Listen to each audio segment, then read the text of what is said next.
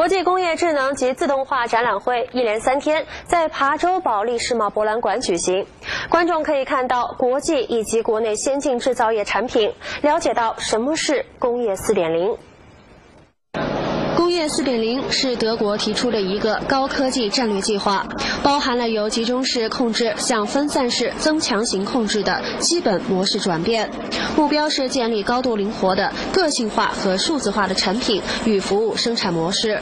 而国内不少自动化厂商紧跟这一理念，不断创新产品，吸引不少国外采购商的关注。例如这款工业风扇，别看个头巨大，其实它是一款省电量惊人的绿色产品。一台风扇它的覆盖面能达到2000平方米，但是它的用电呢，1个小时只有1.5千瓦，也就是1度半的电。像我们现在这个展厅的话，经过测算，整个3天的展会，它的空调的使用费用大概在10万块钱左右。如果使用我们的工业大风扇的话，它的节能是99%，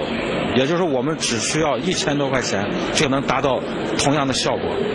工业4.0概念提出后，国家多次政府工作报告都提到要实施中国制造2025及工业4.0，就要坚持创新驱动、智能转型，强化基础、绿色发展，加快从制造大国转向制造强国。而一些制造业代理商通过整合资源，将国外先进产品引进国内，帮助国内厂商认识工业4.0。